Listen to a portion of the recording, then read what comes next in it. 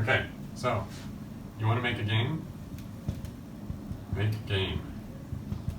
Super exciting, right? So how do you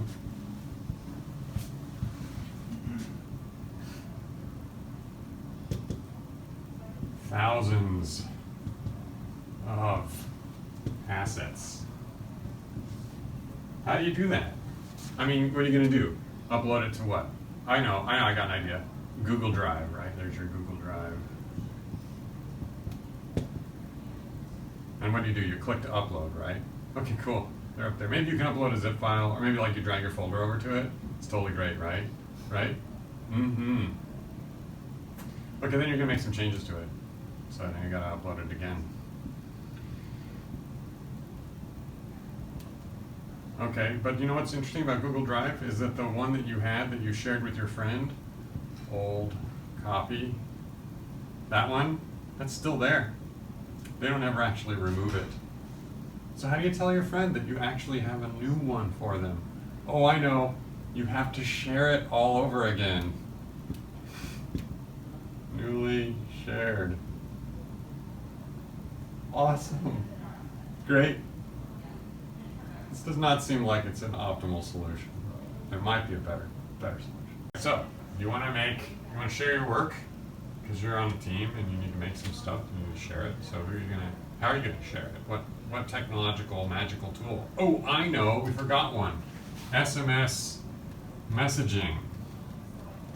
That's one. Now, you know, you've got a bunch of different options and they're all pretty bad, right? Email, you know, email was not built as a file transfer protocol, so we'll just cross that one out. Google Drive, you have to keep sharing and resharing your content, so that's not good. File server, well, the file server is pretty good, but what happens when Harry meets Sally? Harry and Sally, and you know, let's say that Sally, here's a file that they're working on, okay? And Sally writes to the file first. First post. Yeah. And then Sally goes to the diner for lunch. Okay. Harry then is like, oh no, I forgot, I gotta get that done. Overwrites Sally's stuff with Harry's stuff. And then he goes to lunch and he finds that's actually, you know, kind of the story about how Harry met Sally. But anyway, so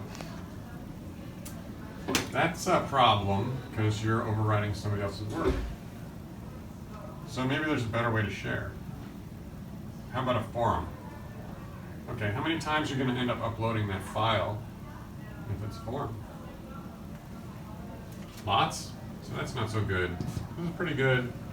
Messaging apps? There are lots of commercials on TV about why you should use those. Do you think that those are really the good thing to use? Slack, well, okay, so it keeps your file there, and that's true. You can search for it, just like Google Drive, so that's good.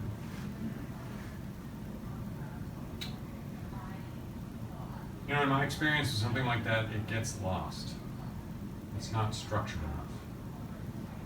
Especially if you're like working with source code. So, that one I'm going to put a question mark next to. IRC, also probably not a good idea for sharing messages. SMS, just no. Just absolutely just don't do that. So what can you use? Well, you can use some kind of version control to the rescue. And we have a bunch of different ones available. We have Git, Mercurial, Subversion, and others, right? And the characteristic that's important to know about all of these is that when Sally and Harry are working on the same object, these different tools will automatically identify to, say like have the same situation. In this scenario, we're going to have Harry write first. Sally's going to be doing something else.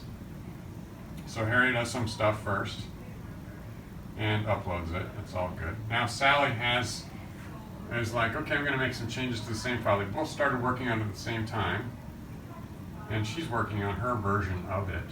Okay, so Sally now has her own version. We'll call it version prime, and there she is, she's got it.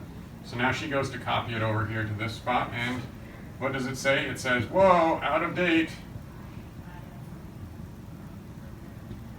And now Sally needs to take these changes and incorporate this version, right, which I'm going to represent here in the little box, plus whatever she had in her prime version equals the merged result.